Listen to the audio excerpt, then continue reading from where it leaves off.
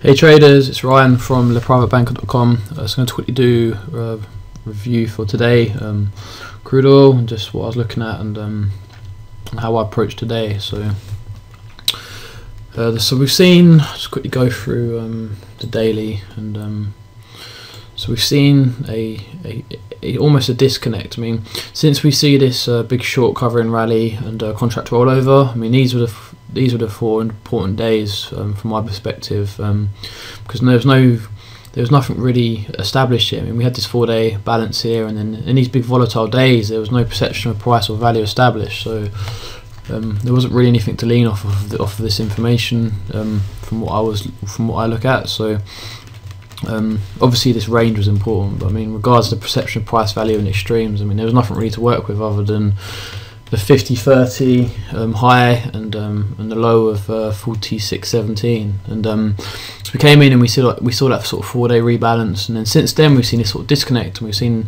well, now 2 days of lower value. So I mean, this is what it sort of looks like from a value tracking composite perspective, and as you can see, I mean, on Friday we sort of see that disconnect and a low established value, and now this is a 2-day overlay. So we've got Friday's trade, and we've got obviously now Monday's trade. So I just merged them together as a 2-day composite, just to see the perception of price and the inventory in the market. So again, I mean, this is the current pit low on 2014, and this is the excess low. So this was a very important excess low.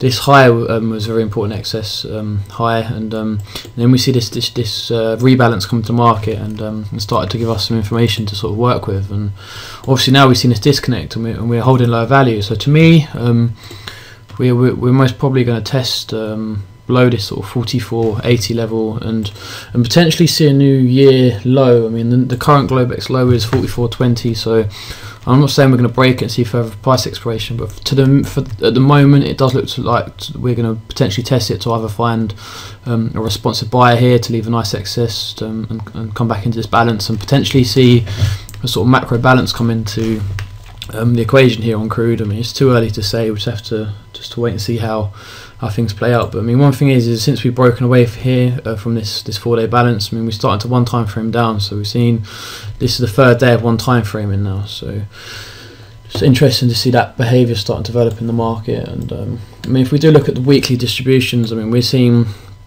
last week was a whole inside week, and then this week now we've broken below. So we've not broken high, so we're still one time framing. So we've seen 17 weeks of one time frame lower. So the previous high has not taken out has not been taken out by the new week's high, and this week we've already sort of auction tested that previous value, and we found sort of responsive selling. So if we do look at the 2-week distribution bell curve, the fairest price that's been conducted is 46.35, and today we come up and tagged that, and we found that responsive seller into the afternoon session, and into the close we sort of spiked down. So I mean, we have seen a close outside of value on today, so we just have to see what we do tomorrow, if we open inside of the 2-day composite and continue to see rotational 2-way behaviour, or if we open gap up or gap down. We'll just have to see what happens here. So I mean, the way I came in and approached today, just going to quickly look at the higher time frames and stuff just to show you what I was looking at. I mean, overnight we did see that low put in, and then we saw this sort of spike back up, and we almost came to that previous value. So I mean, into the open, I was sort of looking to the sell side, and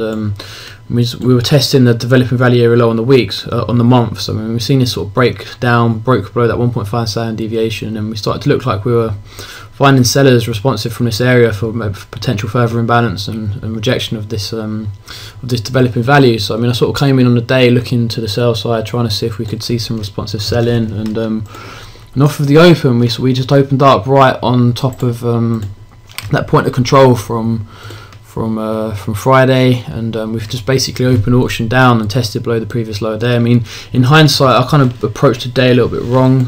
I kind of came in, I just sold the open here, and lucky enough we see this just liquidity vacuum down, and there was just sellers here capping that previous low, and so we see that nice extension down, and then what I was looking for is potentially a break below that previous low of day, and price expiration down just a little bit ahead of the game here, and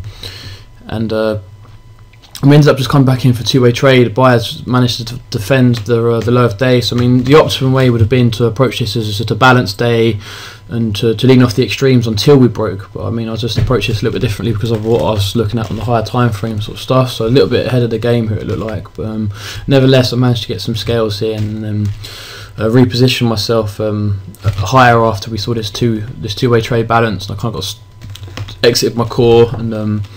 After the one time frame and this poor high came in here, and there's no point there. I mean, we'd already came in and there was no buyers. It was just two-way trade. So we did see obviously what I was possibly expecting to see, and just buyers coming in at that sort of 0.35 and defend that low day. So we see two-way trade rotation. So we see a liquidity vacuum all the way back up to the weekly value area low from last week, and that VPUC that I just mentioned, and also happened to be the 5 exponential moving average and the top of this sort of this 4-day composite balance here. So it was quite a lot to reference there regards confluence, and I started to build a short position here into the close, and we just see a nice destination trade from sort of the upper extreme and into a new low. So any sort of weak longs that have been accumulated on this day, they kind of maybe got run out into the close here. But so yeah, it's ended up being a two-way rotational day. So I mean, like I said, ideally I approached this wrong off of the open. I mean, I really should have been looking to be a buyer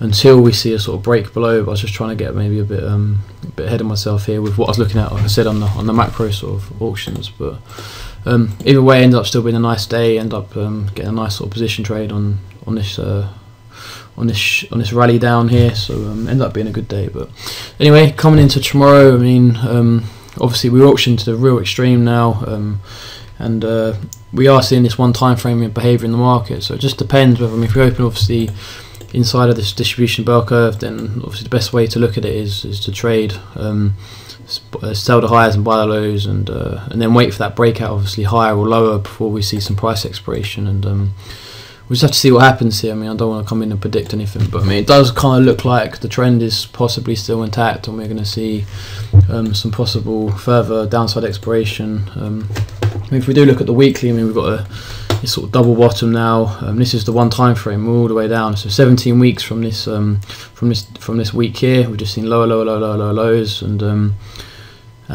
so we haven't managed to break that last week. So now we've got a 2-week balance. I mean, so we could see further potential balance here. I mean, until we break that 44.21, whatever it was in the Globex, and see further price expiration, there's no reason why we can't see some further balance and two-way trade here. But if we do look, the higher moving averages are catching up with price here, and it does look like we're possibly going to see some sort of reaction soon. So just have to see how we continue to play out here. So anyway, I'll leave it at that, and if you do have any questions, then please do not hesitate to ask, and I'll catch you all tomorrow. Good luck and goodbye.